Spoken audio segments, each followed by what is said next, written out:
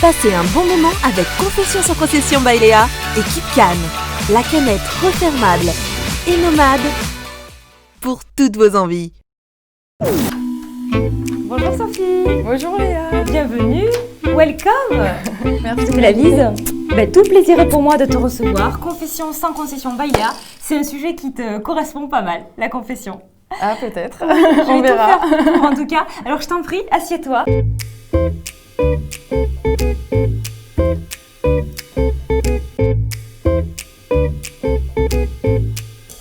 Sois la bienvenue, je suis ravie de t'avoir parmi nous. Alors, cette émission te correspond parfaitement, confession sans concession.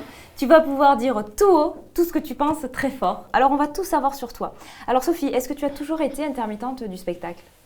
Non, j'ai commencé à travailler assez jeune. Dès que j'ai pu travailler, j'ai vendu des chaussures. Avant ça, je faisais beaucoup de babysitting pendant mes études, y compris au lycée. Des études de quoi ? J'ai fait des études de cinéma audiovisuel à la Sorbonne, à Paris 3. Alors, est-ce que tu travailles actuellement, Sophie ? Oui, je travaille. Pour quelle chaîne ? Pour France Télévisions, principalement. Ils n'ont pas flippé quand tu as débarqué dans l'équipe du style « T'as embauché mais Sophie, non, mais quelle drôle d'idée, qu'est-ce qui s'est passé ?» C'est très drôle parce qu'en fait, c'est tombé à pic. On m'a appelé juste en septembre, après mon intervention, donc septembre on est 2013. carrément venu te chercher. Non, Sadomaso les mecs. Non, mais ils ne savaient pas en fait. Le chargé de prod, le directeur de prod qui m'a appelé ne savait pas mon histoire. Alors moi, je vais te poser une question. Comment tu vis ce début de notoriété ? Parce que tu es l'intermittente du spectacle technicienne la plus connue de France. Je pense garder quand même les pieds sur terre et surtout, je garde mon objectif, c'est quand même de défendre les droits, de dénoncer aussi ce qui me paraît choquant et révoltant dans la société actuelle et briser l'omerta que peu de personnes ont l'opportunité de faire, puisque moi j'avais quand même ce plateau de télé qui était ouvert devant moi à une heure de grande écoute et où il se passait des choses très graves. Et je me suis dit, bon sang, au nom de tous ceux qui sont dans l'ombre et qui n'ont pas à leur porter un média, c'est quand même quelque chose, c'est un devoir pour moi de prendre la parole à ce moment-là parce que c'est justifié, c'est grave. Là, tu parles de TPMP ou en Je général ? parle de TPMP, le fait que je sois intervenue sur le plateau. D'accord. C'est-à-dire que je savais qu'il y aurait forcément des répercussions et je me suis demandé est-ce que je suis prête à assumer ça ou pas. Je savais que je serais mise en avant et c'est pas quelque chose qui est évident pour moi de me mettre en avant. Et voilà, je me suis fait violence parce que je me suis dit il faut le faire en fait, c'est utile. Mais comment tu as vécu ce moment où tu t'es dit ça y est, ce soir, je prends la parole et je parle sur David ? Ce soir-là, il s'est passé un concours de circonstances, tout a concordé. C'est-à-dire que c'était le dernier jour de mon contrat du mois de mai. Mon directeur technique est venu juste avant le direct en me disant « Sophie, il faudrait que tu viennes me parler après le direct, j'ai quelque chose à te dire, viens dans mon bureau. » Puis il est parti vite fait. Je me dis, mais mince, ils sont en train de me mettre dehors, on me poussait dehors. Tu l'as compris tout de suite ? Oui, parce que j'ai eu des dysfonctionnements à mon poste de travail qui n'étaient pas normaux. Je sentais tout un tas de choses qui me faisaient dire qu'on était en train de me pousser dehors, en fait. Et je sentais que j'étais en train d'être mise à la porte. Et du coup, ce soir-là, alors j'ai vu qu'il y avait Jean-Luc Mélenchon qui était invité. Je me dis, bon, c'est un homme politique qui défend quand même à peu près les salariés, enfin qui dénonce pas mal de choses, qui a une grande gueule. Lui, il va forcément être acquis à ma cause. Et voilà, j'en ai parlé à personne pour pas être influencée, pour pas surtout que ça risque de fuiter. Je voulais pas être découragée par les collègues qui m'auraient dit « Oh là là, mais t'es sûre, tu vas te griller, machin ». Je voulais pas qu'on me décourage. Et voilà, j'ai commencé à réfléchir un peu à ce que j'allais dire, vite fait, hein, ça s'est fait en 1 heure de temps. Et je suis allée aux toilettes pour me booster un peu, me regarder dans la glace, me dire « Allez, vas-y, tu vas le faire » et tout. Et voilà, j'ai attendu la coupure pub pour entrer sur le plateau juste après la pub. En me disant, ils vont pas pouvoir balancer tout de suite un magnéto, c'est avec le bon timing.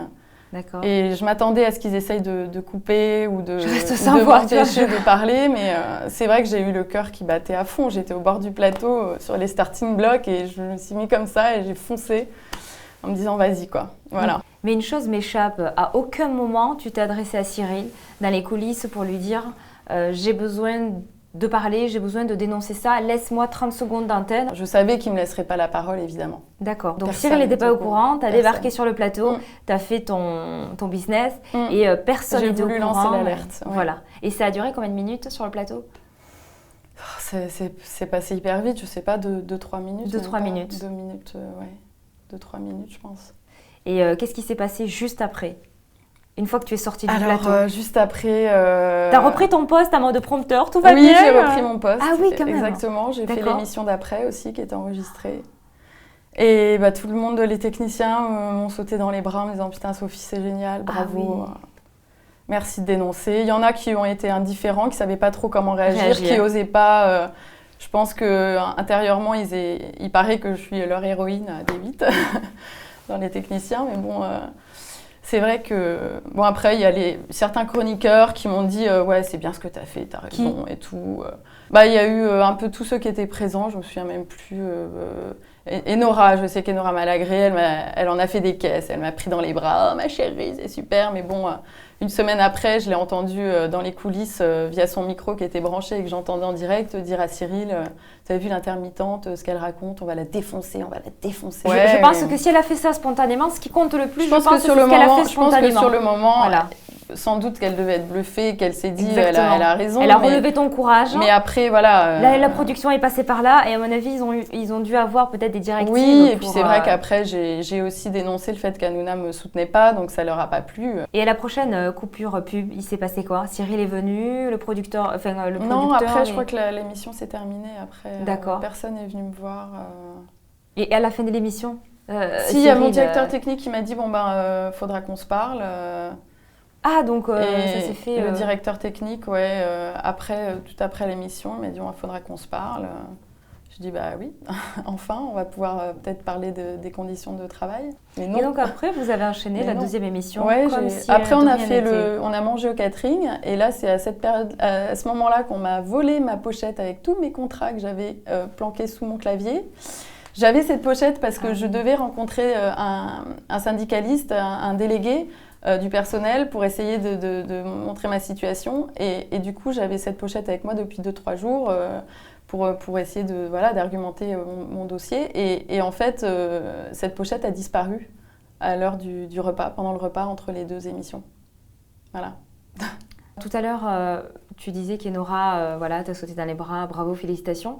Est-ce qu'il y a d'autres chroniqueurs? C'était un peu forcé, je trouvais, mais bon, bref. Je sais pas.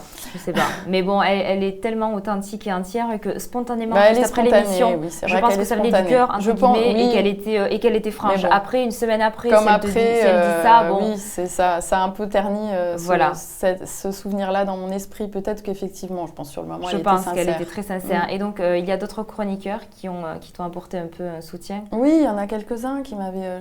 Christophe Carrière, il y avait Philippe Vandel, il m'avait dit un petit mot gentil.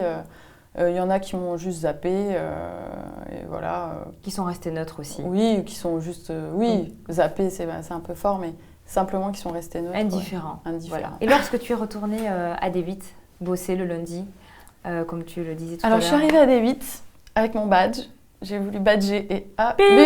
Bip. Bon, et là, la Sécu est venue vers moi. Sophie Tissier, oui, on nous a demandé de vous envoyer directement chez la DRH. Ah, tiens. Et là, j'ai dit, mais youpi, c'est génial, enfin, je la rencontre. Et je suis arrivée vers elle en disant, enfin, je vous rencontre, si vous saviez, comme j'ai voulu vous voir. Ah ouais. Et là, elle m'a signifié, mais c'est très grave ce que vous avez fait, quand même. On ne prend pas l'antenne comme ça. Nous avons un devoir de tenue de l'antenne vis-à-vis du CSA, etc. Et là, je lui ai dit, attendez, vous êtes en train quand même d'inverser les choses. C'est quand même vous qui avez commis une faute grave en baissant les salaires des intermittents de façon illégale. Et tu n'as pas peur, toi, à ce jour, d'être blacklistée, justement? Je le suis. Oui, j'imagine que tu l'es, mais... Bien sûr, toutes les chaînes privées. J'avais beau dire aux gens, écoutez, j'ai fait ça parce que c'était une situation inextricable, intenable, et que j'avais plus le choix. Et sur des faits très précis. Surtout. Sur des faits très précis, exactement. Et puis parce que j'étais à bout, parce que j'en dormais plus, quoi. Enfin, j'étais mal... Très mal. Donc, Mais tu gagnais combien? Il était de combien ton salaire? À la journée, j'étais à 197 € brut et il me le baissait à 150 €. Sacré parcours en tout cas depuis ce jour-là. Alors ton entourage, proche, famille, amis, ils le vivent comment?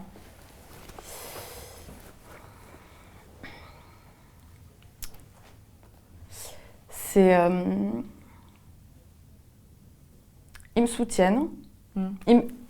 Ma famille me soutient, mais ils sont tellement loin de ce monde-là. Ma famille, ils sont des gens qui vivent un peu pas en dehors de la société, mais parce que j'irai pas jusque-là, mais mon papa est handicapé en fait. Et c'est très dur quand on a quelqu'un d'handicapé dans la famille de continuer à garder des liens sociaux. Tout ça, c'est pas toujours évident. J'avais 1 an et demi quand il a quitté le domicile. Et il a redébarqué dans ma vie en étant malade, handicapé. Et j'en ai bavé. Est-ce qu'à un moment, tu as regretté ce que tu as fait ou pas? Ah non, jamais. Jamais. Et ça m'a donné une force. Ouais, je regrette tellement pas. Et si c'était à refaire? Ah, je le referais, mais... Ah oui. C'est la meuf qui, toute sa vie, tu sais, bien sûr. Elle gagne des prud'hommes. Pour les prud'hommes. Oui, non, oui, mais si c'était à refaire. À monter sur le plateau, je le referais, évidemment. Mais bon, là, je pense que les gens qui m'emploient, ils ont compris qu'il fallait pas me faire chier. Ah ben oui, je te crois. Tu m'étonnes. Donc, j'espère que, voilà... Ah ouais, ça c'est énorme. Tu serais prête à le refaire? Bah alors là, tu as tout mon respect le plus total. Oui, parce que je le referais, mais différemment, parce que j'ai trouvé que j'étais vachement déstabilisée et j'ai pas dit tout ce que je voulais quand j'ai été déstabilisée par le côté ils m'ont un peu misérabilisée dans le sens elle est émue, la pauvre, machin. Ça m'a un peu déstabilisée en fait quand ils ont réagi comme ça sur le plateau. Et j'aurais voulu dire plus de choses sur la précarité, dire vous vous rendez compte, c'est parce qu'on est précaire. Puis j'aurais dû. Je me suis un peu embrouillée dans mes petites fiches que je m'étais fait et j'en ai. Voilà, mais bon, j'avais dit l'essentiel. Il faut accepter quand même le métier d'intermittent. Il est très dur, parfois mal payé, parfois très bien payé, mais on sait aussi que notre régime est comme ça. Donc c'est compliqué de te dire, même si je bosse une semaine, 1 mois sur un film, sur une émission, et on me dégage du jour au lendemain, ça fait partie un petit peu de... C'est la règle du jeu. Oui, donc je trouve ça un peu lourd, moi je trouve parfois qu'il faut quand même que ce soit justifié au niveau professionnel, parce qu'il y a beaucoup de gens qui te jettent simplement parce que ta tête leur revient pas. Alors moi, la question que j'aimerais te poser, c'est que tout ce qu'on lit sur les réseaux sociaux, la presse, que tu dénonces des phrases, des coulisses, de tout ce qui se passe en off, etc. C'est vrai que moi, je fais partie de ceux qui sont sans langue de bois. Je dis ce que je pense, je fais ce que je dis ce que je fais. Je donne mon avis sans aucun problème. En revanche, tu dis Cyril Hanouna n'a pas tenu ses engagements.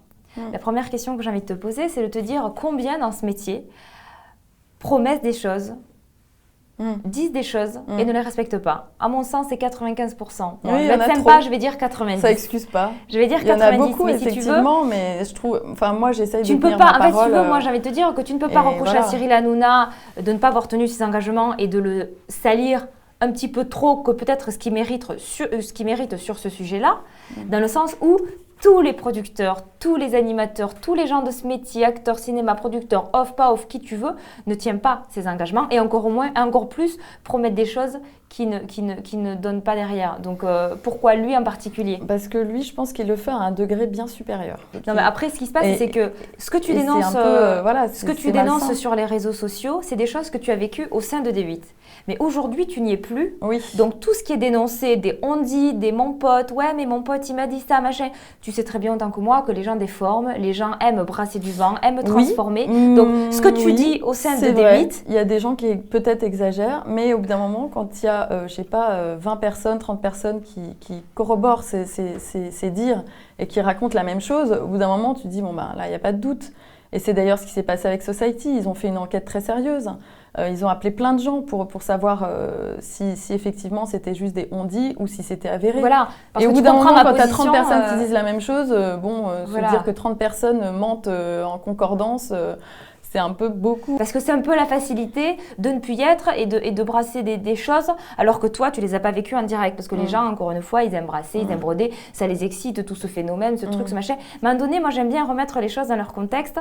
Et je suis pas là pour faire l'avocat de Cyril, peu importe. Je suis quelqu'un de très juste et j'aime mettre des choses dans des cases précises et de comprendre un petit peu c'est pas mon truc de dénoncer injustement quelque chose. Enfin, franchement, je me fais... Si, tu dénonces des choses. Oui, mais de dénoncer injustement. Injustement, d'accord. De dénoncer alors, cite-nous quelques choses, exemples alors de ce que tu as vécu chez D8 avec Cyril, avec l'équipe, avec hormis le salaire, puisqu'on a beaucoup parlé de ça et de la baisse du salaire, mais dis-nous quelques scoops qui pourraient justifier ta colère envers Cyril, envers D8, envers tout ce qui se passait en off. L'atmosphère était malsaine, tout simplement, parce que les choses qui se disaient, c'était beaucoup de manque de respect, beaucoup de manigances malsaines, de vouloir provoquer des clashs, de vouloir pousser les gens à bout.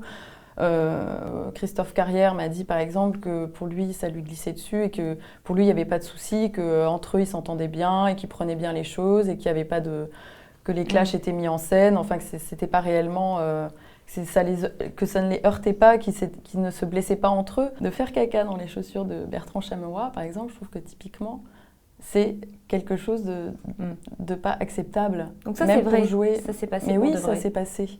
Oui. Mais donc, ils s'en inventaient après, mais ils en ont reparlé. Enfin, ouais. Je crois que c'est assumé, exact, tu vois. Oui, donc, exact. C'est des choses que je trouve, voilà, pas. Ça devrait pas être à la télévision à une heure de grande écoute, quoi. Donc le Cyril qu'on voit à l'antenne serait différent des coulisses. Ah oui. Largement. Largement. Après, oui, vraiment. Et je dis pas ça pour me faire mousser, ou je dis pas ça pour l'enfoncer parce que j'ai pas envie de détruire quelqu'un, ça me fait pas plaisir. Hein, bien sûr. Je préférerais que ce soit quelqu'un de gentil et de vraiment que dans la vraie vie, il soit réellement ce qu'il veut transparaître dans son émission, etc. Mais sa gentillesse, elle est souvent malheureusement feinte. D'accord. Tout comme il a feint à l'antenne, il a fait semblant à l'antenne de me soutenir, etc. Puis derrière, que dalle. Voilà. Pour moi, c'est le personnage. Il est très hypocrite et je pense que c'est quelqu'un qui a quand même des problèmes psychologiques, hein, honnêtement. Pour moi, c'est quelqu'un qui devrait être soigné. Ouais. J'ai lu quelques articles qui racontaient un petit peu ce que tu dis. Et il avait qualifié de pervers narcissique. J'ai trouvé ça un peu fort. Tout à fait. J'ai trouvé ça très fort. Moi, je trouve ça... Très fort. Parce que c'est grave de dire de quelqu'un qu'il est pervers narcissique. C'est très grave. Bah ouais, mais je trouve que c'en est un. Et tu as des amis chroniqueurs de l'émission ou pas? Amis, non. Après... Moi, j'aimais beaucoup Jean-Luc Lemoyne, j'aimais beaucoup Bertrand Chameroy. Et justement, en parlant de Bertrand Chameroy, tu expliques là sur les réseaux sociaux depuis quelques jours que Cyril le menaçait. Oui, j'ai quelques sources en interne qui m'ont dit ça. Il le menaçait de quoi exactement? En fait, il menaçait de le lyncher en direct, en gros de l'humilier en direct si il disait pas... qu'il partait à cause de la surmédiatisation, etc. Il ne voulait pas qu'il dise qu'il avait un malaise par rapport au contenu de l'émission, par rapport au harcèlement qu'il subissait. Par exemple, le fait qu'il lui ait déféqué dans les chaussures, ce genre de choses. Et moi, je pense que Bertrand a réellement été blessé et c'est quelqu'un qui est très sensible, qui est juste un être humain, en fait, je pense, normal, et qui a une sensibilité et qui, du coup, a été vraiment blessé, heurté. Est-ce que tu penses que Cyril voulait se débarrasser de Bertrand Chameroy? Parce que tu dis il voulait le lyncher. Non, je pense que Bertrand a eu envie de partir. D'accord. Il en a fait part à Cyril. Je pense qu'il en a fait part et que les vraies raisons ont été camouflées par Cyril. Il lui a demandé de dire que c'était à cause de la surmédiatisation autour de TPMP, qu'il vivait mal, etc. Alors ça, c'est toi qui le penses? On te l'a dit ou c'est Oui, mais même quand on regarde l'extrait de l'émission où Bertrand s'exprime, on voit clairement qu'il commence à dire un peu son réel malaise et tout de suite Cyril reprend la main pour dire oui, c'est pas ce que tu m'as dit quand même en coulisses et clairement il le réoriente et c'est ce qu'il fait tout le temps, c'est lui qui mène la danse. Cyril fait ça, moi je l'entendais en coulisses toujours mener la danse entre qui va dire quoi, comment, etc. Bon après il y en avait qui avaient une liberté de ton mais c'était très souvent qu'il était interventionniste pour arrêter les gens sur certains trucs ou les encourager pour autre chose. Donc voilà, ça s'est vu à l'antenne. Enfin, pour moi, c'est flagrant et je pense que d'autres gens l'ont vu quand Bertrand a voulu dire les raisons de son départ. Ouais. Est-ce que tu penses que Bertrand Chameroy va revenir sur Touche pas mon poste? J'en ai aucune idée. Je sais pas, j'ai pas eu de contact avec lui. Je sais pas du tout. En fait, j'espère pour lui que non. Donc j'espère qu'il aura ce courage-là de dire réellement qu'il a été mal. Fais-lui passer un petit message, ouais, Bertrand, dis-le Bertrand, franchement, si tu as vraiment été heurté, sois honnête et voilà. Dis la réalité de ce que tu as ressenti en fait. Écoute ton fort intérieur. Bon, en tout cas, merci beaucoup Sophie pour toutes ces confidences, toutes ces vérités surtout. Reste comme tu es parce qu'on t'aime comme ça. Et on va passer au quiz pour en savoir encore plus sur toi et ta personnalité. Et je suis sûre que mes téléspectateurs vont adorer. On passe au quiz.